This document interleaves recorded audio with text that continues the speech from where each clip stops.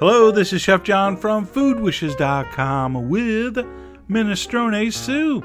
That's right, the classic Italian soup roughly translates to a big soup. And that's exactly what this is. Big flavors, big everything. And by the way, I've never made this the same way twice, and neither should you. So this time I started off with a handful of chopped pancetta. They call it Italian bacon, but it's not smoked. I'm going to saute that over medium heat and a little bit of olive oil until not quite browned. Almost. When it just starts to look like it's going to brown, throw in your onions.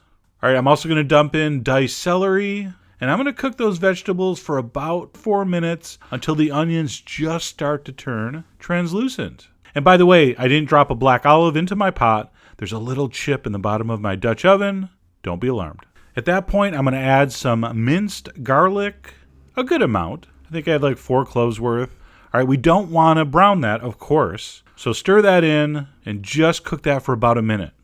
All right, after the garlic cooks for about a minute, we're going to dump in our chicken broth and some water, and 1 can of plum tomatoes that I crushed with my fingers. You could also use, of course, crushed tomatoes, diced tomatoes, anything you want. All right, give that a stir. We're going to bring that up to a simmer while we prep our beans. Now, you can just use all canned beans for this, but I had these beautiful cranberry beans, so gorgeous and delicious. So to use these, you got to take them out of the pods, all right, just like shelling a pea. So I did that, and I had about just over a cup of cranberry beans, also known as shelling beans, for obvious reasons. I'm going to dump those in. I'm also going to add some chopped cabbage, very classic minestrone ingredient.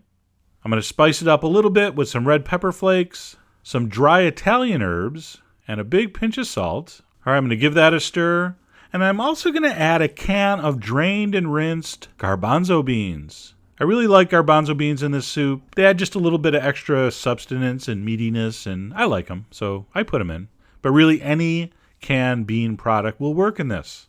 All right, when that comes up to a simmer, I'm going to turn my heat down to medium-low, and I'm just going to simmer that until those cranberry beans are tender. It's going to take about 45 minutes. And while that's happening, I'm going to prep another critical ingredient, the greens. I'm using Swiss chard in this case. I have a nice big bunch of Swiss chard, washed very thoroughly. All right, you can use the stems and the leaves. For the stems, simply slice across like that in sort of a small dice. For the leaves, I usually just roll them up, roughly chop them. I go one way, then I kind of go the other. There's no wrong way to slice Swiss chard, so relax. Okay, so my greens are prepped. Again, make sure those are thoroughly rinsed. We're going to go back over to our soup pot, and you'll notice me adding water here. Anytime the soup looks like it might be getting a little too thick, add some water. We need enough liquid to cook the ingredients, and at the end, we need enough liquid to cook the pasta.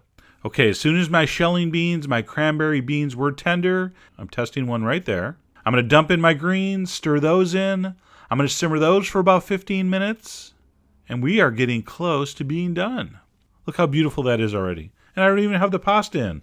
Speaking of which, we're going to use ditalini, these little mini tubes, the official pasta shape of minestrone.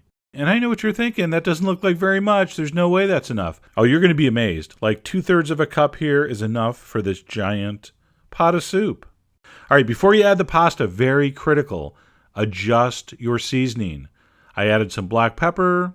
I tasted for salt and added more salt. All right, so you want this soup to be fully seasoned, especially for salt when you dump in that pasta.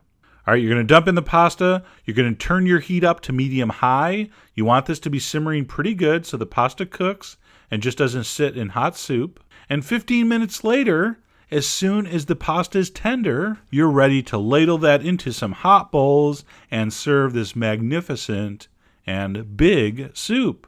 I like to finish mine off with some extra virgin olive oil. Just drizzle it right over the top. You know that one we're telling you never to cook with, to save it to finish things? All right, that's the one we want you to use here. Also, a light dusting of Reggiano Parmesan does not hurt and is highly recommended.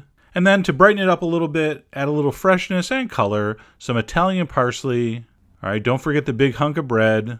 And then you're going to dig in to one of the best soups ever invented. So comforting, delicious, and relatively healthy for you. And like I said, This is made differently every time. If you want to put carrot in, put carrot. If you have green beans, put green beans in. That leftover bell pepper in the bottom of your vegetable crisper, dice that up and throw it in. There's no wrong way to make minestrone. So I hope you give it a try. Head over to foodwishes.com for all the ingredient amounts, as usual.